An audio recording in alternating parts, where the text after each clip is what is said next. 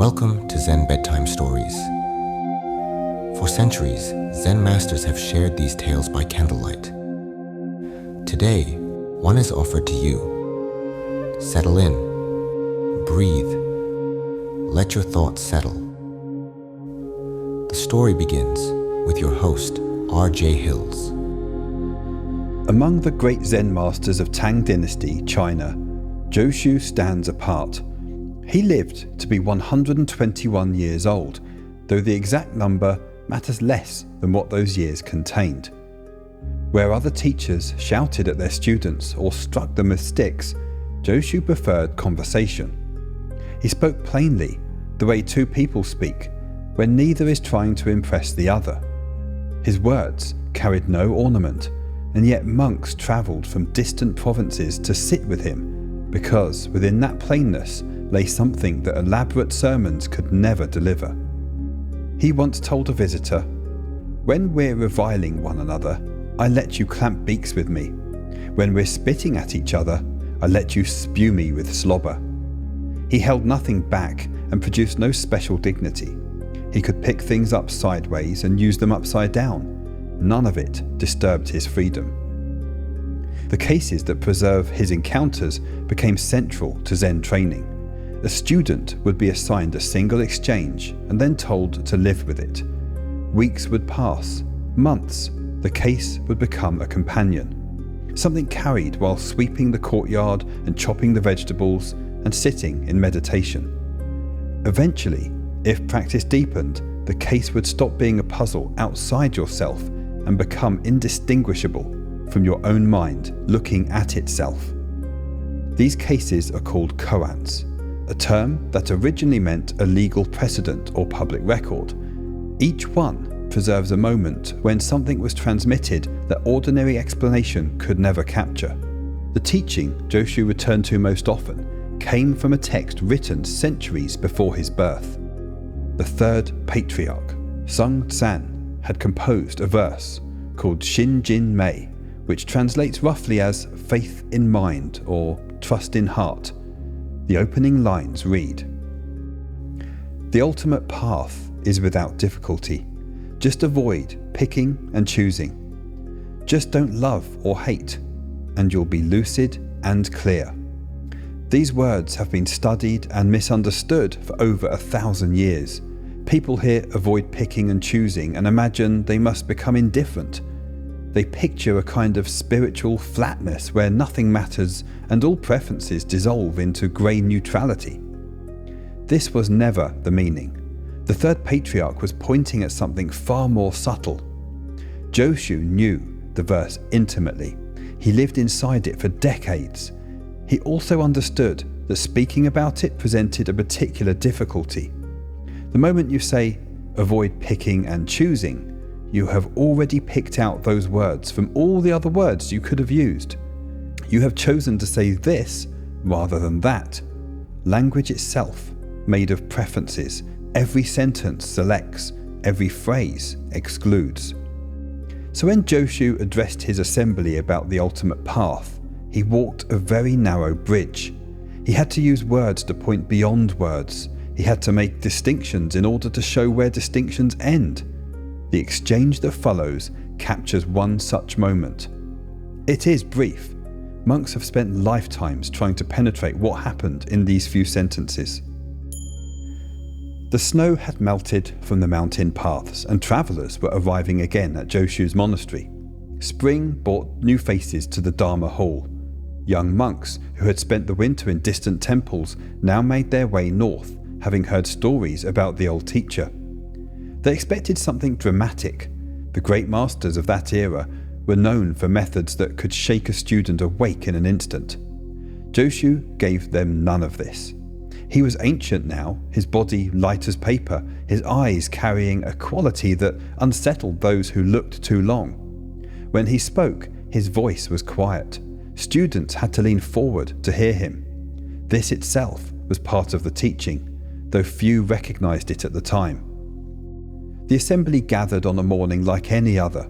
Monks arranged themselves on cushions in neat rows. Some had arrived only weeks before. Others had studied with Joshu for years. The room settled into stillness. Joshu spoke.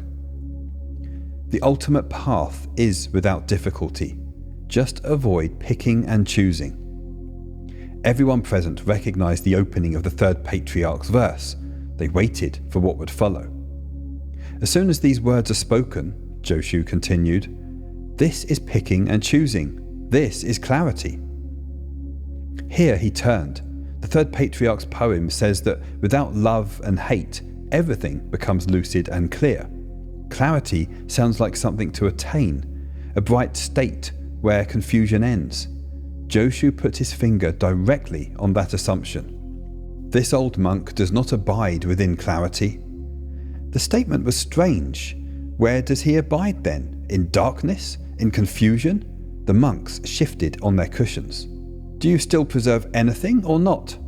The question dropped into the room like a stone into still water. Joshu had exposed both sides of the problem. Most practitioners, when they heard teachings about avoiding preferences, fell into one of two errors. They continued tangling themselves in likes and dislikes, unable to stop the habit. Or they found some quiet place in the mind, some luminous stillness, and settled there. They called this clarity and believed that they had arrived somewhere. Joshu had just said he rested in neither place. A monk rose from his cushion. He had seen the gap in the old man's words, the vulnerable place where a question may enter. Since you do not abide within clarity, then what do you preserve? The question pressed directly against what Joshu had said. If the master held on to nothing, rejected nothing, and did not even rest in the peace of clarity, then what remained? Was there anything left at all? Or had he simply dissolved into emptiness? Joshu looked at him. I don't know.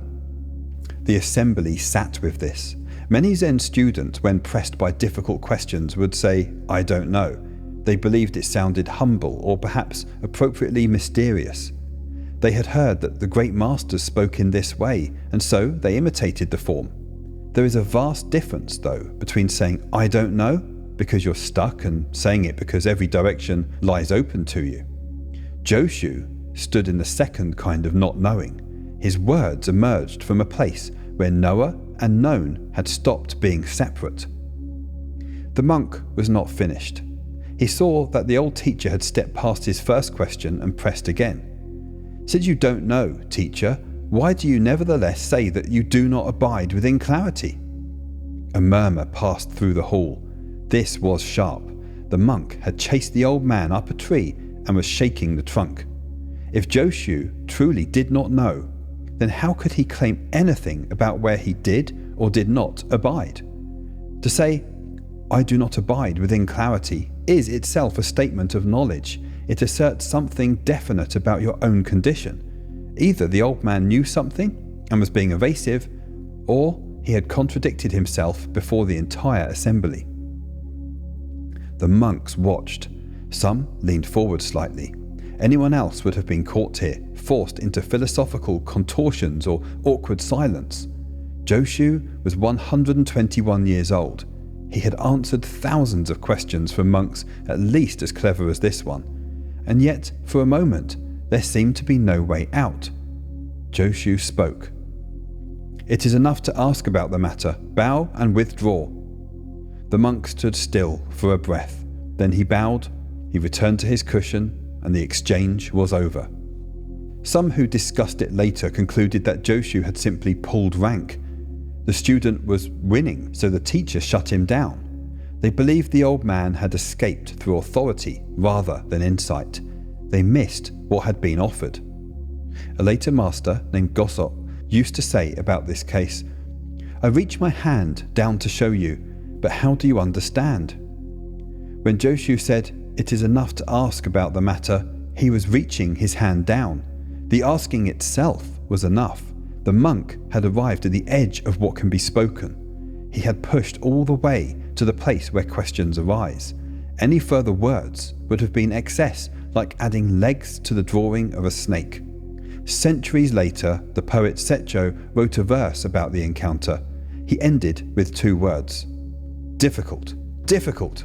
The Third Patriarch had written his verse over 1,000 years before Setcho put brush to paper.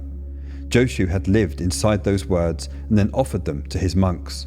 Setcho had commented on Joshu. Each generation passed something along, though what exactly got transmitted remains impossible to name.